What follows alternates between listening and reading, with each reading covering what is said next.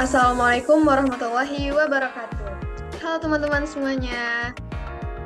Dalam video kali ini, kita akan membahas contoh kasus pegadaian beserta penyelesaiannya.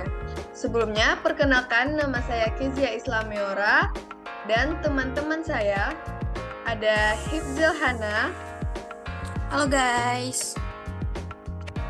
kemudian ada Iing Febriani, Halo guys. kemudian ada Indah Aulia Rahmah. Halo guys. Berikutnya, pembacaan materi dan beberapa kasus oleh Hifzil Hana kepada Hifzil Hana disilahkan. Baiklah, terima kasih kepada moderator. Di sini saya akan menjelaskan tentang pengertian pegadaian. Pegadaian adalah perusahaan yang bergerak di bidang pemberian layanan jasa pegadaian atau gadai.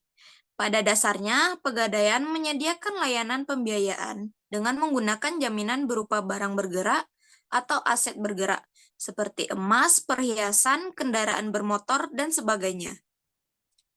Selanjutnya, ada jenis pegadaian. Yang pertama ada pegadaian konvensional.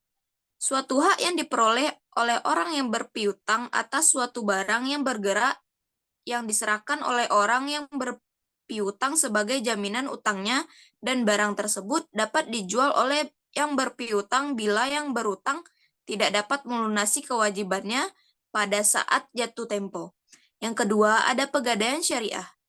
Pegadaian syariah ini adalah menjadikan sesuatu barang yang mempunyai nilai harta dalam pandangan syarat sebagai jaminan hutang yang memungkinkan untuk mengambil seluruh atau sebagian utang dari orang tersebut.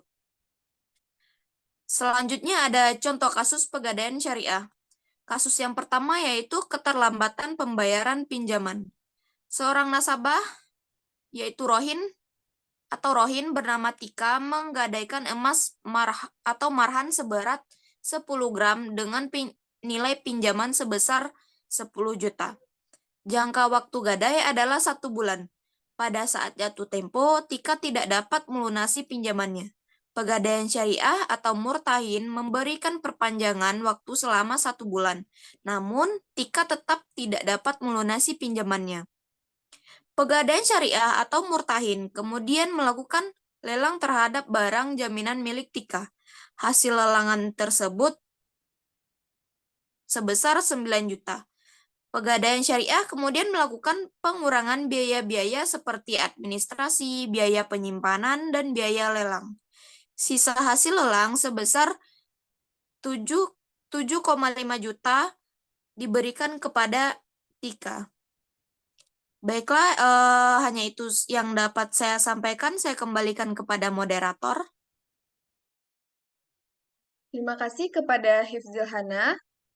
Selanjutnya, kasus kedua yang akan dibacakan oleh Iing Febriani kepada Iing disilahkan.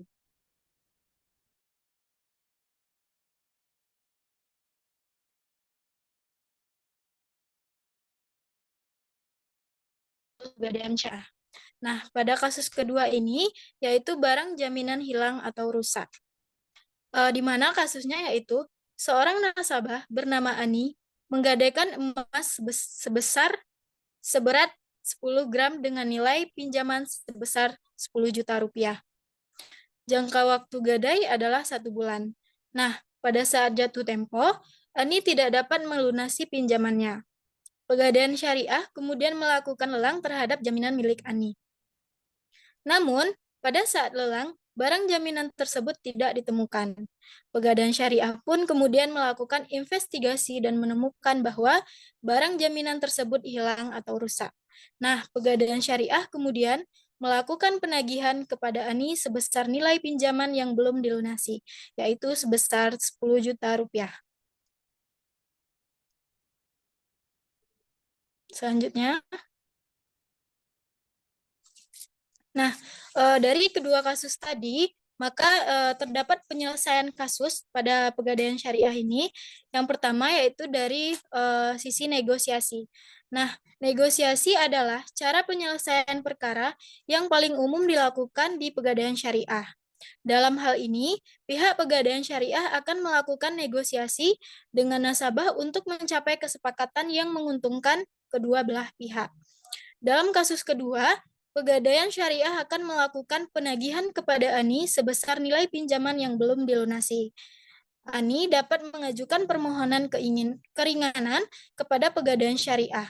Apabila permohonan keringanan disetujui, maka Pegadaian Syariah akan mengurangi jumlah pinjaman yang harus dibayarkan oleh Ani. Nah, pada kasus pertama yaitu lelang.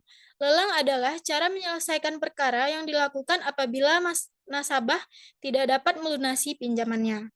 Dalam hal ini, Pegadaian Syariah akan melelang barang jaminan milik nasabah. Hasil lelang pinjamannya kemudian digunakan untuk membayar pinjaman nasabah. Biaya-biaya dan sisa hasil lelang diberikan kepada nasabah. Dalam kasus satu ini, Pegadaian Syariah akan melakukan negosiasi dengan Tika untuk mencapai kesepakatan. Apabila kesepakatan tercapai, maka Pegadaian Syariah akan memberikan perpanjangan waktu kepada Tika untuk melunasi pinjamannya. Namun, apabila kesepakatan tidak tercapai, maka Pegadaian Syariah akan melakukan lelang terhadap barang jaminan milik Tika. Baik, sekian dari yang bisa saya sampaikan. Saya kembalikan ke moderator. Terima kasih.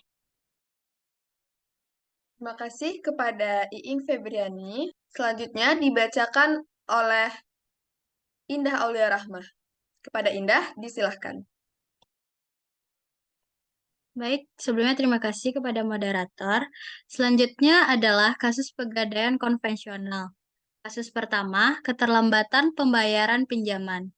Seorang nasabah bernama Dina menggadaikan emas seberat 10 gram dengan nilai pinjaman sebesar 10 juta rupiah. Jangka waktu gadai adalah 1 bulan. Pada saat jatuh tempo, Dina tidak dapat melunasi pinjamannya.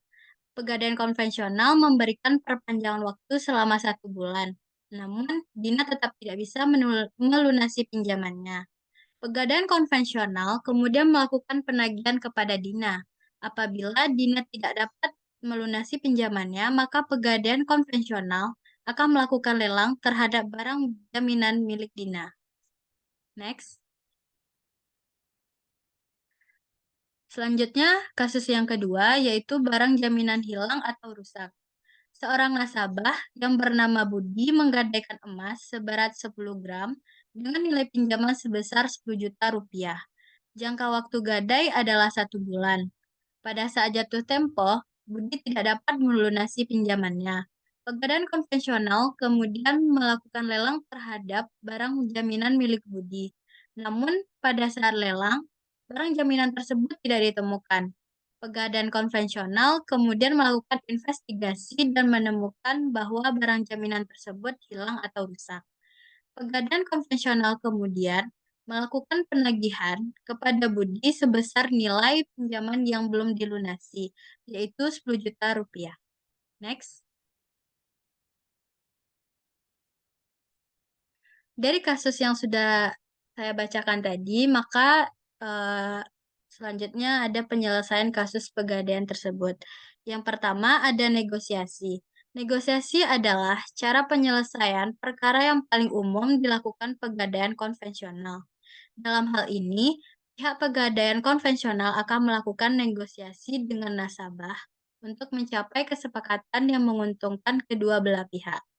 Dalam kasus 2 ini, pegadaian konvensional akan melelang terhadap barang jaminan milik Budi.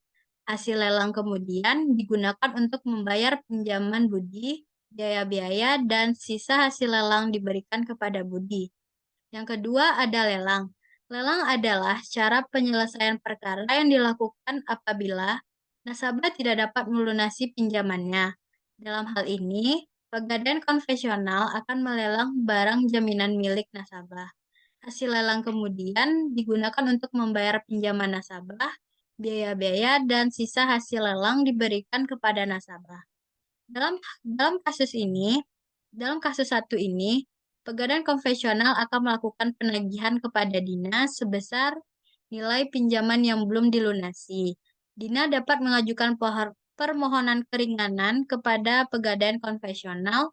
Apabila permohonan keringanan disetujui, maka Pegadaian Konvensional akan mengurangi jumlah pinjaman yang harus dibayarkan oleh Dina. Sekian dari saya kembalikan ke moderator. Baik, terima kasih kepada Indah. Untuk slide selanjutnya, kita akan membahas kesimpulan dari kasus-kasus di atas. Nah, kesimpulan yang dapat kita ambil yaitu Pegadaian sebagai salah satu lembaga keuangan berfungsi memberikan kredit kepada masyarakat atas dasar hukum gadai dengan jaminan benda bergerak dengan prosedur pelayanan yang sangat mudah, aman, dan cepat, serta tanpa syarat apapun mengenai penggunaan dananya. Dengan demikian, negosiasi dan lelang merupakan mekanisme yang digunakan oleh Pegadaian Syariah dan konvensional untuk menyelesaikan kasus ketika nasabah tidak dapat melunasi pinjamannya. Terima kasih untuk teman-teman. Hanya sekian presentasi yang dapat kami sampaikan atau contoh kasus tentang Pegadaian. Semoga apa yang telah kami sampaikan dapat bermanfaat. Saya dan teman-teman pamit undur diri. Mohon maaf jika ada salah kata. Assalamualaikum warahmatullahi wabarakatuh. See you.